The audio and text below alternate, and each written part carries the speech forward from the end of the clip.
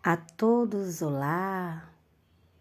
Hoje você vai ouvir a continuação da história O Menino que Desejava Se Tornar um Ser Humano, uma incrível aventura entre povos de culturas diferentes. Se você ainda não ouviu a primeira parte, ela está disponível no nosso canal Historinhas da Melry. Espero realmente que você relaxe, durma ao som da minha voz.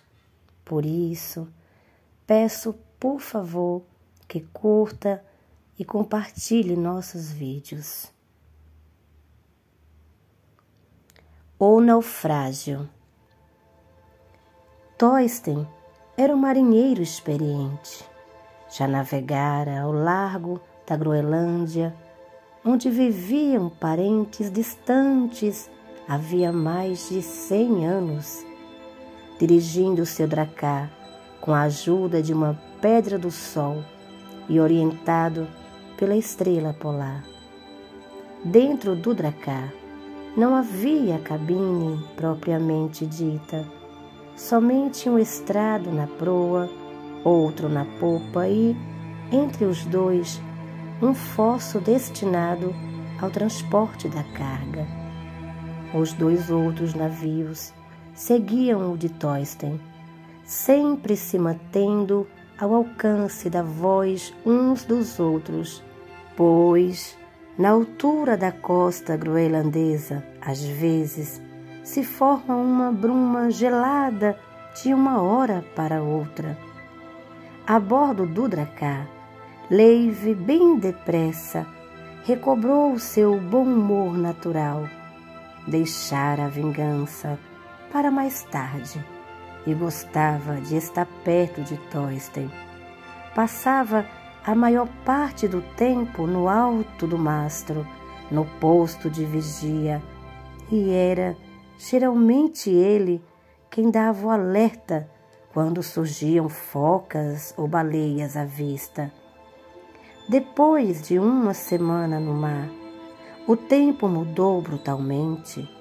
Um vento glacial soprou do nordeste e lufadas violentas fizeram estalar o mastro e inchar a vela, com o risco de rasgá-la. Thorsten olhou o céu com inquietação. Ordenou que fechassem o fosso central com um toldo, a fim de abrigar os que ali se encontravam, homens e animais. O vento redobrou de intensidade. Um aguaceiro de chuva, misturada com granizo, abateu-se sobre os navios. Os homens cobriram a cabeça com seus blusões de pano grosso, praguejando contra aquele mau tempo, anormal para o verão. Leif encontrava-se ao lado de Thorsten. Protegia a cabeça com um escudo, pois as pedras de granizo eram do tamanho de cerejas e machucavam quando batiam no corpo. "Vamos afundar?" indagou ele. Thorsten sacudiu a cabeça. "Não temos nada a temer do vento", resmungou ele. "É com o gelo à deriva que estou preocupado." Apontou para o mar tumultuoso. "Não estamos longe dele. Estou escutando." Leif tentou, mas só escutou o rugido da tempestade. Acomodaram dentro da embarcação tudo o que corria o risco de voar ou passar por cima da amurada. Thorsten mandou arriar a vela e instalou seus homens nos remos para manter o barco no rumo contra o vento. Remaram a noite toda, mas o vento não amainou.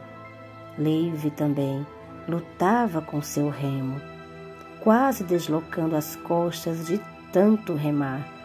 Os homens blasfemavam e faziam um esforço tremendo para manter o rumo.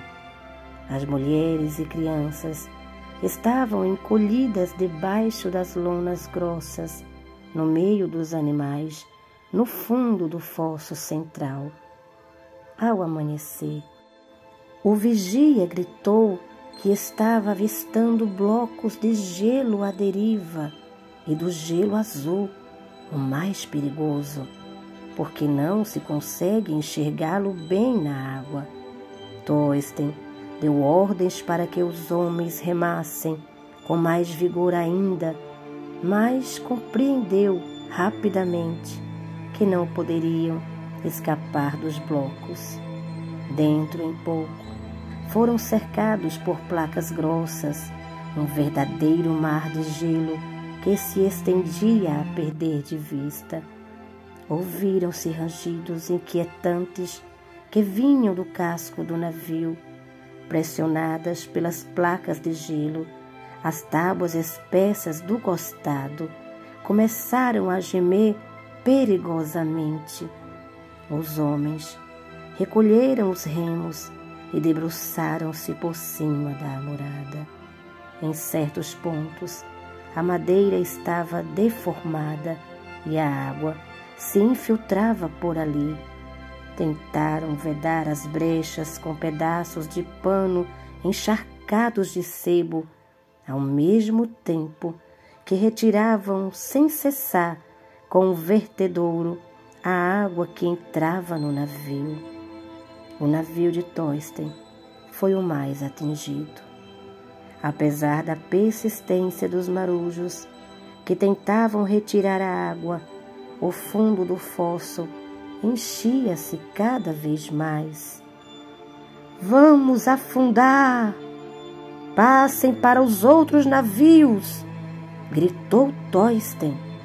Leive puxou-lhe a manga da roupa. "Posso ir pulando de placa em placa para alcançar os outros?" disse ele.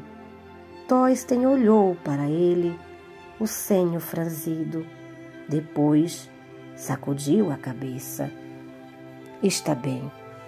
E diga-lhes para se aproximarem o mais que puderem, ou não conseguiremos transferir os animais para os barcos deles." Leive passou uma perna por cima da amurada e saltou, pulando de uma placa de gelo para outra, por cima das aberturas profundas de água negra. Sentia as placas oscilando sob seus pés e escorregou várias vezes e evitava a queda na água, agarrando-se e cravando as unhas no gelo. Foi então que uma densa neblina se espalhou. Em segundos, envolveu tudo, como um cobertor cinzento e úmido. Leive não enxergava nem a ponta da placa em cima da qual se encontrava. Depois, escutou o estrondo do temporal, urros de homens e mugidos e relinchos de animais aterrorizados. Sentiu a placa elevar-se sob seus pés, quase na vertical, e chocar-se com outra. Derrubado pelo impacto, ele escorregou pela parede dura e caiu na água gélida.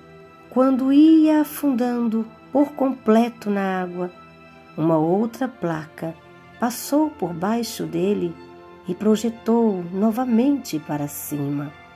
Ao redor era um inferno absoluto. O gelo se despedaçava, produzindo rajadas de estalidos secos. Placas grandes e pesadas amontoavam-se umas sobre as outras com roncos surdos. Súbito, Leive escutou um barulho de madeira se espatifando. Estarrecido, compreendeu que as massas de gelo estavam fazendo o dracar de Thorsten em pedaços. Leive foi novamente jogado na água, sufocando. Bateu as pernas para voltar à superfície. Viu então uma grossa trave de madeira vir em sua direção, uma das que serviam para prender os cavalos no fundo do navio. Arrastava 3 pedaços de corda presos a ela na água.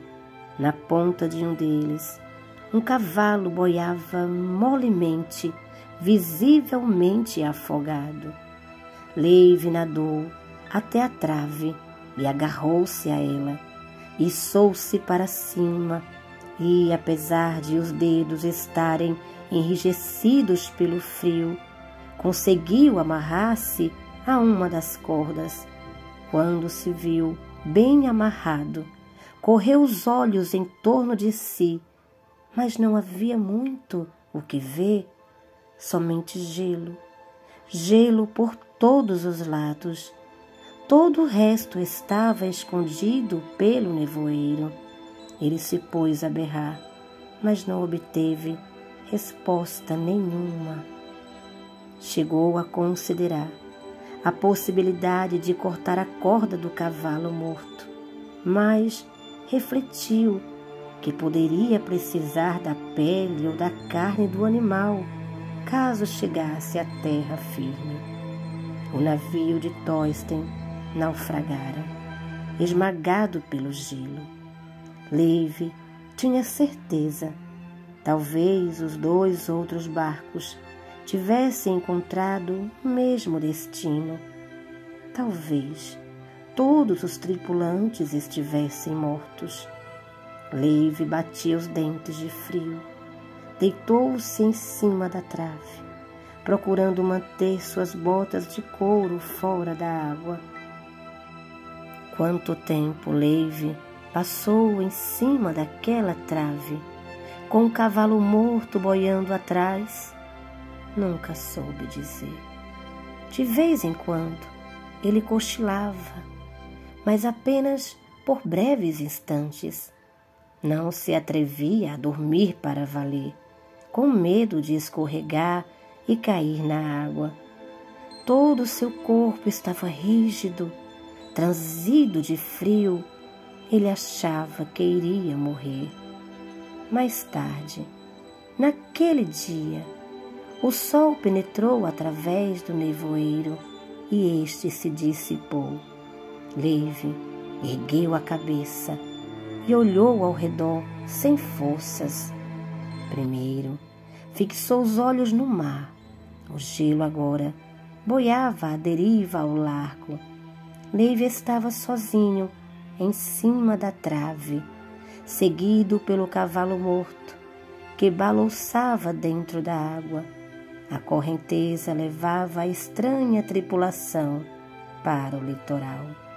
Leive descobriu, com surpresa, que se encontrava a poucas centenas de metros de uma praia de inclinação suave, pedregosa.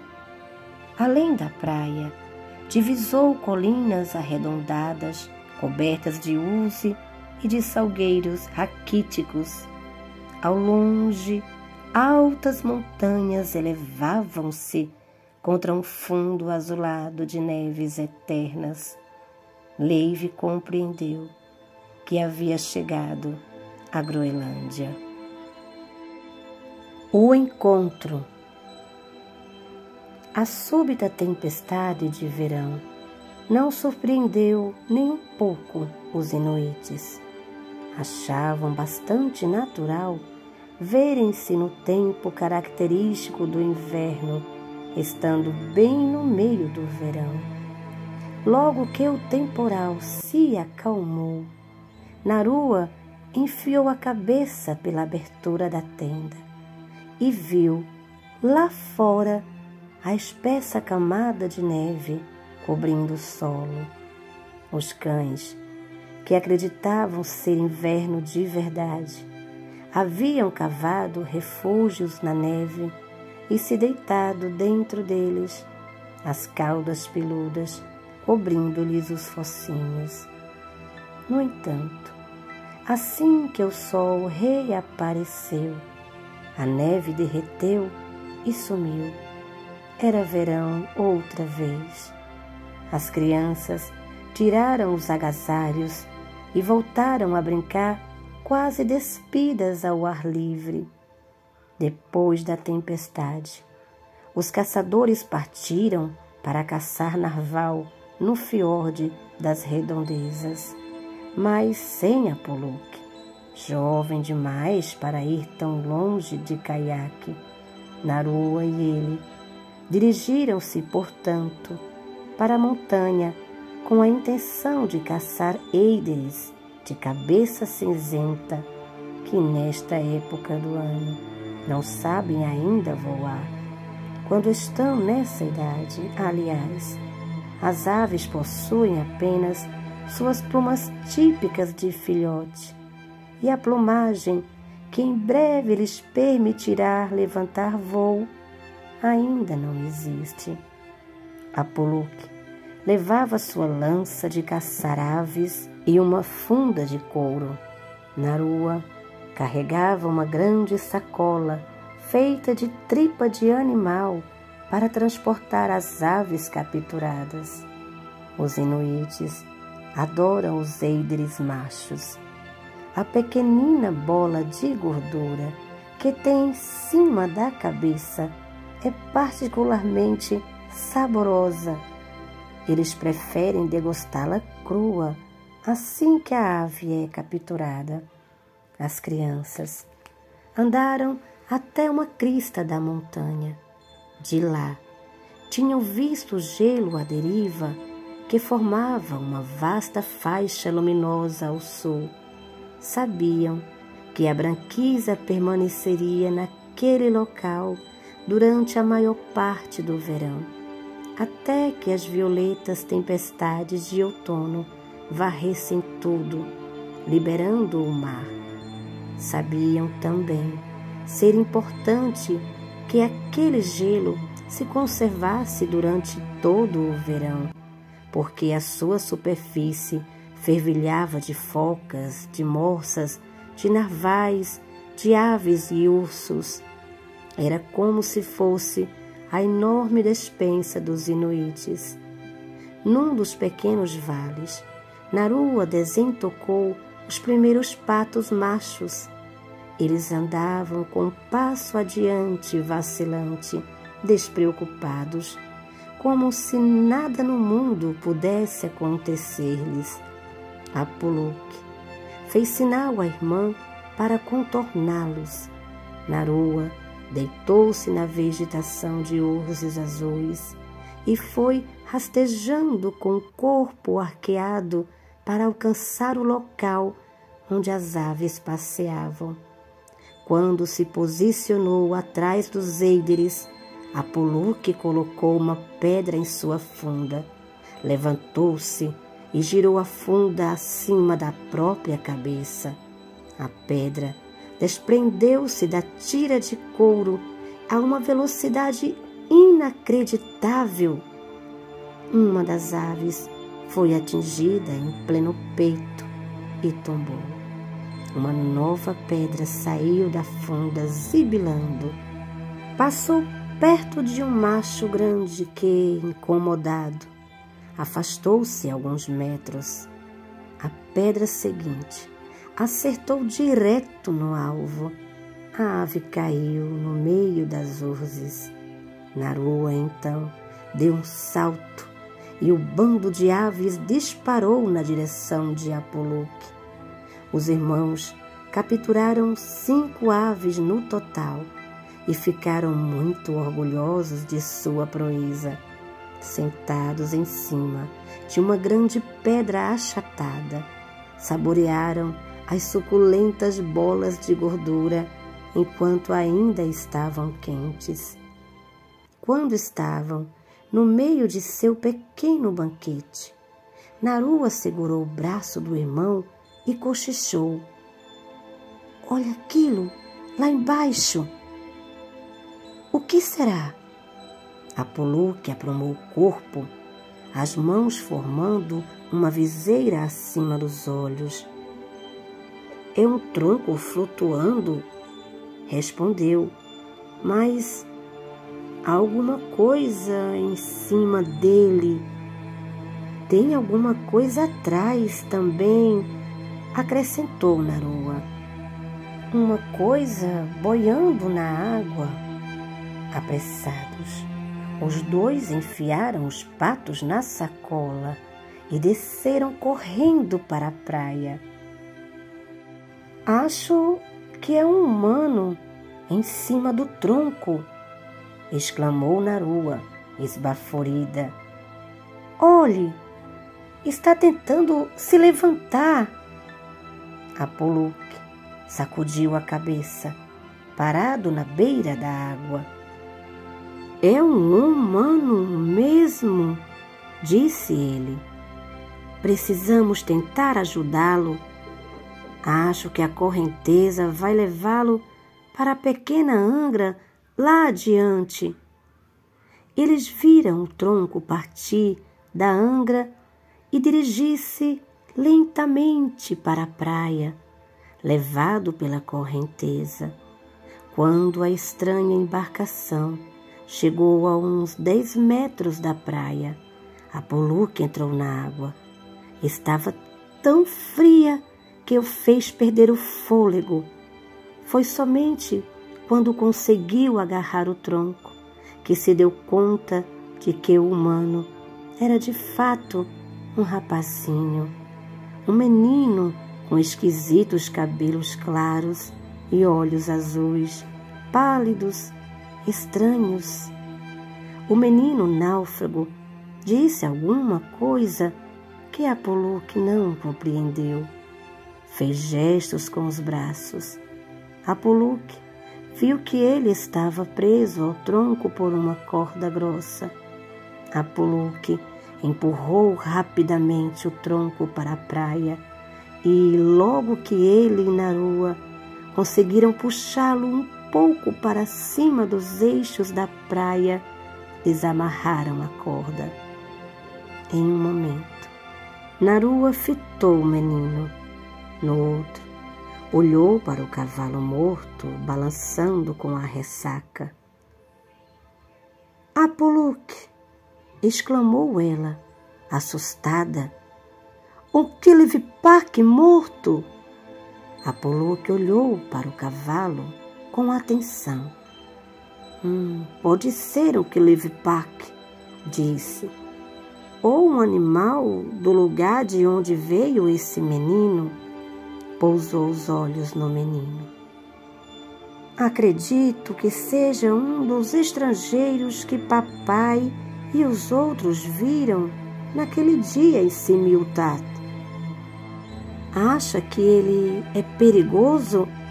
Perguntou Narua e aproximou-se do rapazola. Estava deitado de costas, tremendo de frio. Quando seus olhos se encontraram, ela não pôde deixar de sorrir. O menino primeiro a olhou, espantado, depois também sorriu. Ele sorri como ser humano. Não pode ser tão perigoso assim, declarou ela. Apoluque ajoelhou-se perto do menino e pôs-se a tirar-lhe a roupa encharcada de água do mar, que se grudava ao seu corpo. Quando Apoluque tentou desatar-lhe um cinto onde havia uma grande faca, o menino tentou resistir, mas estava fraco demais para lutar e seus braços voltaram a cair, impotentes.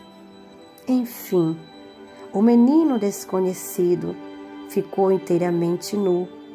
Apoluque e Narua o contemplaram, admirados.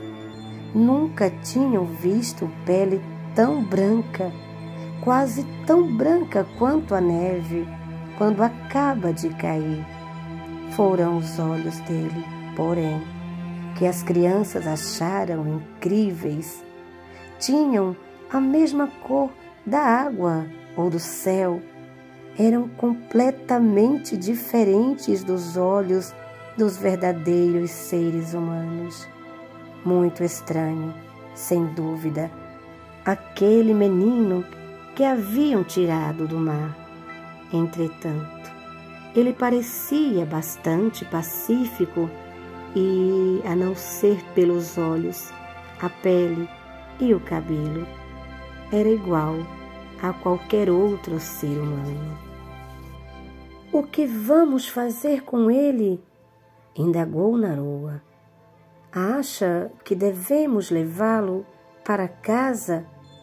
Apoluque refletiu um longo tempo. Depois, sacudiu a cabeça, negando. Não tenho muita certeza se é uma boa ideia, respondeu. Os adultos não gostam desses estrangeiros. Poderiam querer matá-lo ou, quem sabe, devolvê-lo ao mar nesse tronco. O velho Chili acredita que esses estrangeiros são espíritos malignos que foram enviados à nossa região para nos fazer mal. E, como ele é o grande xamã, a maioria dos outros vai concordar com ele. Narua assentiu, balançando a cabeça. Sabia que o velho Chili temia os estrangeiros mais do que tudo. Era o xamã do grupo e vira e vivera coisas que as pessoas comuns não tinham visto nem vivido. O que vamos fazer, então? Talvez seja melhor o escondermos numa das grutas durante algum tempo, propôs Apoluque. Ficam perto daqui, não se veem do mar. Ele ficaria seguro lá. Mas ele não pode ficar de todo sozinho, objetou Narua. Apoluque pegou a faca do menino e examinou-a. Não vai ser por muito tempo. Não devemos levá-lo para nossa moradia antes de saber com certeza quais são as suas intenções, nem antes que ele tenha aprendido um pouco da nossa língua. Se souber falar a língua dos seres humanos, poderá explicar aos anciãos de onde ele vem, o que procura e como veio parar aqui. Narua concordou com o gesto da cabeça. E depois talvez permitam que ele fique conosco. Ah, Apoluque, como isto tudo é empolgante! O menino, que nada compreendera do que os dois diziam, ergueu o corpo, pousou uma das mãos no peito. Leive, disse, em islandês. Eu me chamo Leive. Narua olhou, perplexa. Será que ele está com fome? Perguntou ela. Nesse caso, teria com certeza esfregado a mão na barriga ou teria mostrado a boca, disse Apoluque. Mas tente, mesmo assim, dar-lhe alguma coisa para comer. Narua enfiou a mão na sacola e tirou um pato, que ofereceu ao menino. Ele o recebeu com um leve sorriso, mas o colocou imediatamente ao seu lado. Em seguida, apontou outra vez para si mesmo e repetiu: Leive, Leive, Leive. Acho que ele está nos dizendo seu nome, sugeriu Apoluque. Apontou para o menino e repetiu a estranha palavra. Leive, Leive. O menino sacudiu energicamente a cabeça. Então apontou para Apoluque e levantou as sobrancelhas, como se fizesse uma pergunta. Apoluque, respondeu o outro, e apontou para sua irmãzinha, dizendo: Narua. Apoluque, Narua, repetiu Leive, rápido, e os três começaram a rir, porque a maneira como ele pronunciava os nomes era muito engraçada. Quando Leive terminou de comer e estava tão faminto que quase roeu o Eider até os ossos, apanhou suas roupas molhadas para se vestir. Mas Apoluque tirou-as das mãos dele e estendeu-as de novo sobre os rochedos para que secassem. Depois, apontou com o dedo para o animal na água. Leive sacudiu a cabeça, tirou a faca do cinto e juntos se aproximaram do cavalo. Era um animal gigantesco para Apoluque e Narua, que a princípio se mostraram um tanto receosos, com medo de tocar nele. Mas quando Leive começou a cortá-lo em pedaços, constataram que o interior do animal era exatamente igual ao de qualquer outra peça de caça do mundo e não sentiram mais medo. Tratava-se de um animal absolutamente comum, sob uma aparência um pouco diferente. Da mesma maneira como Leive era um humano absolutamente comum, exceto por algumas pequenas diferenças. Puseram a carne do cavalo para secar ao sol. Leive vestiu sua roupa e começou a contar sua viagem para as crianças inuites. Elas escutaram em silêncio e, apesar de não entenderem uma só palavra, perceberam que ele tinha necessidade de falar e que passara por experiências atrozes. À tarde, Apoluque e Narua seguraram Leive pela mão e conduziram-no às grutas para escondê-lo. Colheram urze e capim, que colocaram na gruta maior, improvisando uma cama para ele. Depois levaram a carne do cavalo para dentro, ao abrigo dos animais selvagens. Somente ao cair da noite eles deixaram Leive, e embora só pudessem trocar com ele as 4 palavras que lhe haviam ensinado no decorrer do dia: fogo, fome, sim e não, era como se o conhecessem desde muito tempo.